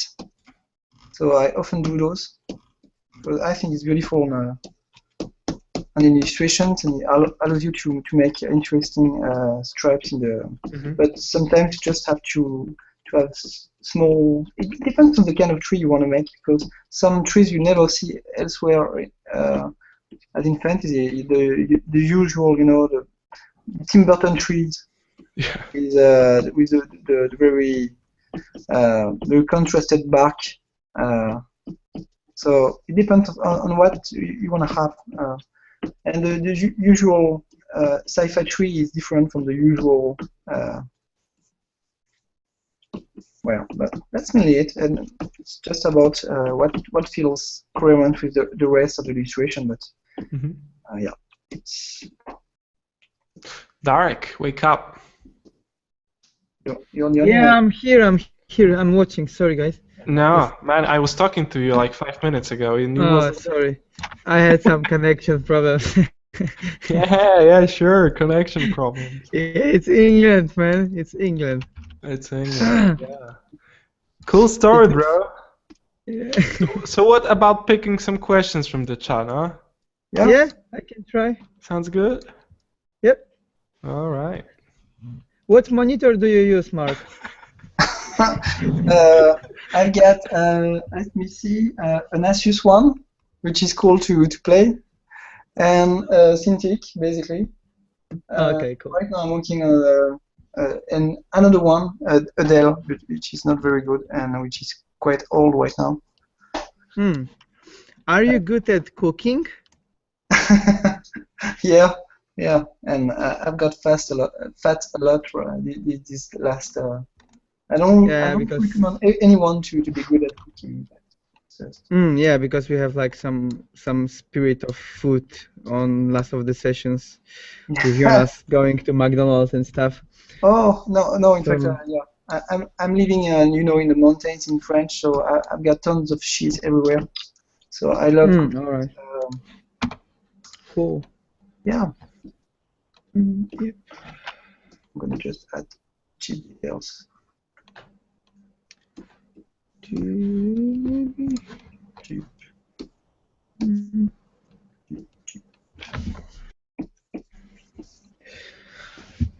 Are you doing any planers, paintings, or do you recommend them to the people? Sorry, what do I recommend? Just planners, paintings. Oh yeah, I never do it, but I recommend it. So in fact, you don't have always to do whatever you want. In perfect life, I will spend all my life in plein air painting, but right now I have kids, so it's just impossible to paint with them. And usually I just have 30 minutes from time to time to try to do some speed paints to train myself. But my main training, I do it on commercial play. In pro work, in commissions.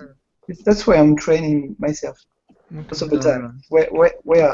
When I'm working, in fact. And but I'm pretty sure it's really helpful. I should do it, and I will be better, and people won't be sleepy then. Wouldn't be sleepy, but yeah. People aren't sleepy. People are lazy, I guess. Okay. I am sleepy. Okay, I wasn't talking about you, man. And I have one question. Yeah. He's gone. That was very. That was his question. One question. Okay. Yeah, just Darek, you are yeah. Dropping out. You're dropping out. We didn't hear. Oh anything. yeah, see, it's really connection here is so shitty, so I can't just finish my question, and it's really ridiculous. Yeah. Yeah, let me try. England, God damn it. Let me try. How do you manage to deal with the stress? Like, are you doing some sports or whatever? No. In fact, I'm just working and taking care of my kids, and that's the only thing I'm doing. And I never do sports. That's a shame. Yeah, I'm planning for. It's been something like 5 years since I had to do some sports. I was saying, okay, I'm gonna do some sports, and I was never doing it. But yeah, I'm still planning to do some sports next week. For example, tomorrow I should do some sports, but I probably won't. I know it. Okay. There's an interesting question from Yi Wong. Not sure if you talked about it. What are your biggest influences? Topics, artists? What kind of mood do you usually look for in a painting? Okay. My favorite, my biggest influence is maybe sparse. And then for the mood, I'm much more influenced by the early impressionist era, the Whistler and all the classic painters like that. Okay. And then you can find, it's all the life is full of inspiration. It's all about inspiration. In fact, we are a little bit silly, I think, as artists when we just go outside because we are looking for strange stuff like pavement or roads or crack on a wall and colors of I'm pretty sure I look stupid everywhere I go because of that.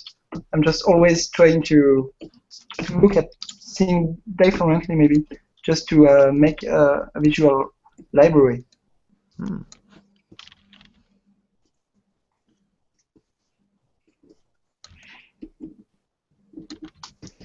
As we are getting a little bit closer to finishing our today's session, I'm going to ask you a really important question, which is, would you rather be a Godzilla or a billionaire? I was waiting for that question. Yeah. There you go. A billionaire, that's sure, because I don't give a fuck about Godzilla. Really. Why don't you give a fuck about Godzilla? Because it doesn't exist, first. That's the main point. Because once you're Godzilla, okay, you got no family, you got no friends. I'm pretty sure it's gonna be a pain, to get all your food everywhere. Okay, you kill stuff, you just break everything, but you just don't care about it. So, no, I prefer to be a billionaire. There you go. Yeah, that's a reasonable answer for sure. But I guess, Godzilla has to have some friends somehow. I know, I just feel like you could make a friend being a Godzilla. There could be a way. I don't know with what, with a mountain or something, but... Yeah, okay, so let's leave it at the billionaire. No, a billionaire is cool. I don't know if you like women, you can... Oh, no, let's not be done, but you can have everything you want. And if you don't like to be a billionaire, you can give it, and it's cool too, so, yeah. Billionaire is cool. There you go. Yeah. Realist approach. No family, no friends, fuck Godzilla. There you go. This is exactly the same approach as for doing illustrations. Try to be realistic. What's your aim in life? What do you want to do? Okay, I want friends. How do you drink as Godzilla? You will never find any alcohol. Yeah. No. Yeah. You'll never find a cup big enough. Yeah, nothing. No. Shitty life. I prefer being a billionaire. There you go. You can buy Godzilla then, I think. You fucking own it. Hey Godzilla, I own you. You would be boss on the street, man. Yeah, that's true. To be a vampire then. It's better. You have the choice. You can be a billionaire because you get old. You can... Yeah. Next question. Yeah. That was the ultimate question. Yeah. If Mark is a billionaire, can I have a Cintiq? You can all have a Cintiq. I will be giving Cintiq to everyone. Level up giveaway. Thanks to everyone. Yeah. No. Sorry. You can downvote this video again. Yeah, there are no Cintiqs for you. Sorry. I'm just being an asshole today. Such an asshole, right? God damn it. Yeah. Yeah. And it's okay. These are my both shitty speed paintings. Video. Awesome, man. They're not shitty. Come on. You did 2 pieces during the one session, which happens not often here. And it was awesome to see your full approach and the variety of tools you are using. Some of the people are not even inclined to do anything, and you just made it too. You just made awesome cow. But it's like... Level up cow. God damn it. Yeah. Yeah, she's the level cow. Level cow. Level cow. Yeah.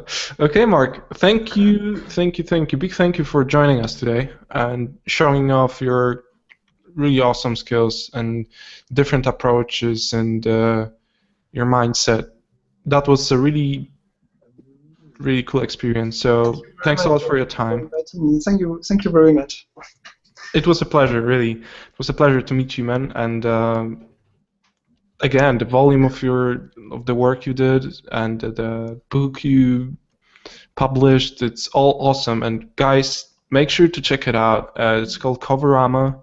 And if you will go to its art mag, I think Darek, you posted the link there. Yes, I posted on the Yeah, so you can find the link to the website when you could actually buy Marc's book and check it out yourself. It's pretty big, it's pretty heavy, and it's pretty tasty. So you want it in your home. Thank you so much, guys. No, I'm just saying, you know. In your bed. What? Dark, you're the perfect if you want, guys, I can share it, the paintings with all the layers if anyone wants. I will share the PSDs. I will give you. Yeah, of course. Then you can have it on Level Up. Okay. Yeah, great. You can post these pictures after the session to Level Up, either the event and the group, and you can just, paste the link to the PSD, and we'll take care of that. All right. Okay, cool. That's awesome. Okay, it was really awesome to meet you, Marc. And yeah, guys, stay tuned for the next week session. I think we will have a break for Christmas, right, Darek? Not next week. Break. I think that is a week after next week. Yeah, a week after next week. So forgive us. This is 56th session in a row. So we have to take a 1 week break during the Christmas time. And ooh. Woo! Santa Claus, oh yeah. Okay, that's enough. See you guys next time, and thanks for coming. Make sure to tell your friends about Level Up, or at least one friend. That would be awesome. Have an art friend, tell him about Level Up. I mean, it's free. It's sometimes sloppy, but it's, get some knowledge from it, right? Yeah, so spread the word. We would really appreciate it. We love you guys, and see you guys next week. Cheers. Bye-bye. Okay, thank you very much.